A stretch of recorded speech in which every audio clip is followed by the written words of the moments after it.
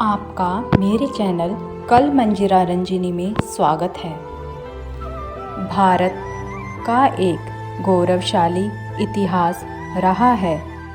भारत की संस्कृति, उसका विज्ञान, उसके ऋषि मुनि आदि अनादि काल से विश्व की संपदा थे, जिससे विश्व संपन्न भी था और आनंदित भी था और सभी कलाओं से संपूर्ण भी था।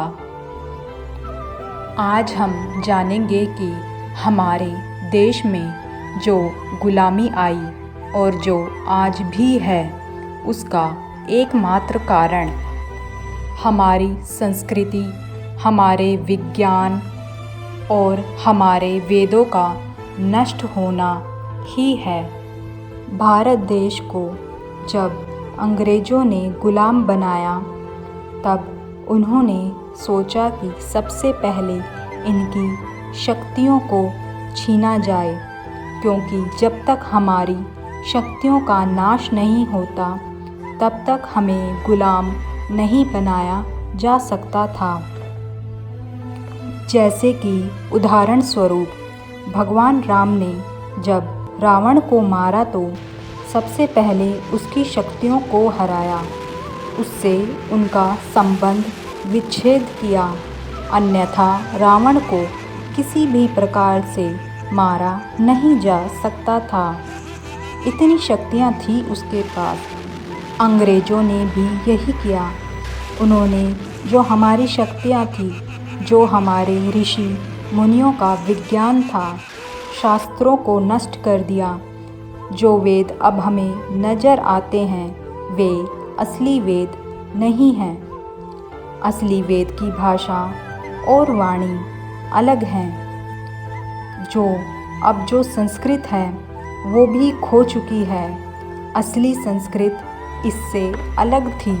अंग्रेज हमारे वेदों को लेकर तो भागे ही, परंतु वे उन संपदाओं को भी लेकर भागे जिनका वर्णन वेदों में था। अब हम जानेंगे कि लॉर्ड मैकाले ने हमारे देश और हमारी संस्कृति के बारे में क्या कहा।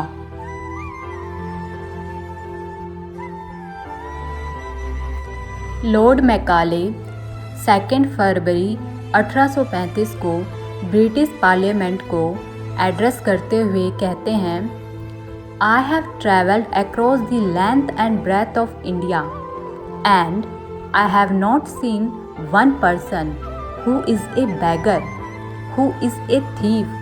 Such wealth I have seen in this country, such high moral values, people of such caliber, that I don't think we would ever conquer this country unless we break the very backbone of this nation, which is her spiritual and cultural heritage, and therefore I propose that we replace her old and ancient education system, her culture. For if the Indians think that all that is foreign and English is good and greater than their own, they will lose their self-esteem, their native culture, and they will become what we want them, a truly dominated nation. आज जो हम development या विकास कहते हैं, क्या वह एक वास्तविक विकास है? जिसे हम विज्ञान कहते हैं, क्या वह एक वास्तविक विज्ञान है? हमारा जो वास्तविक विज्ञान था, वह अंग्रेज़ों ने नष्ट कर दिया। हमारी वे किताबें, सभी शास्त्र अंग्रेज़ों ने नष्ट कर दिए। जब किताबें ही नष्ट कर दी गई, तब स्मृति में कितना ही लोगों की रहता। श्री कुमार स्वामी जी इस पर कहते हैं, डॉक्टर से उसकी किताब ले ली जाए तो क्या वह इलाज कर पाएगा? जैसे न्यायाधीश है तो वो अध्ययन करता है, हर चीज़ का अध्ययन करता है, उसके अनुसार ही वो न्याय करता है। अगर वो ग्रंथ हटा लिए जाएं तो क्या न्यायाधीश न्याय कर पाए? अंग्रेज बड़े ही चालाक थे। उन्होंने सबसे पहले उन ग्रंथों, शास्त्रों, उन अलौकिक रहस्यों को तोड़ा जिससे जो शक्तियाँ थीं वो भी नष्ट हो गई। व्यक्ति जब शक्तिहीन हो जाता है तो उसे मारने की ज़रूरत नहीं होती। उसकी शक्ति ले लो, वह व्यक्ति मृतप्राय हो जाता है।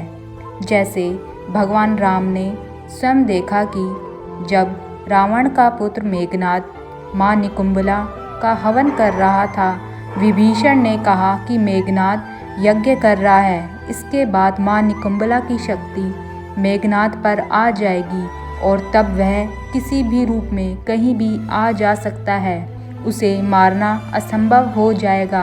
पहले उसकी जो शक्ति है, जो वह यज्ञ कर रहा है और जो मंत्र जाप कर रहा है, उसे मिटाया जाए।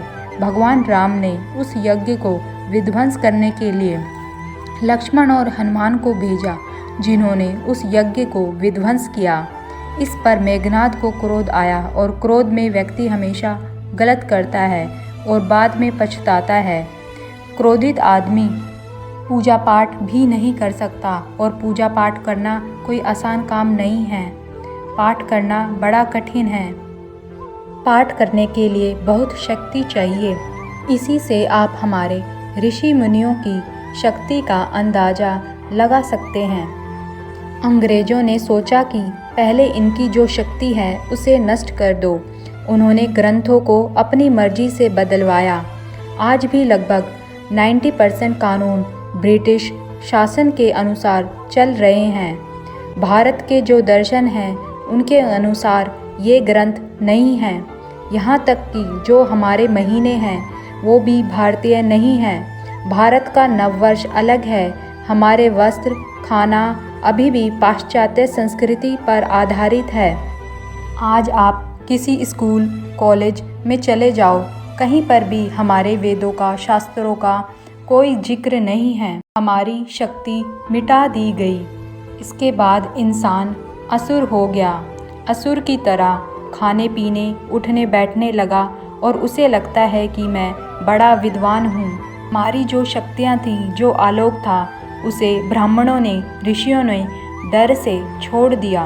भगवान ने कई रूपों में इस प्रकार के प्रारूप पृथ्वी पर भेजे, जिन्होंने दोबारा उस शक्ति को संजोया और उसका विकास किया। जैसे भगवान श्री राम, भगवान श्री कृष्ण, भगवान शंकराचार्य, भगवान महावीर, भगवान बुद्ध इत्यादि।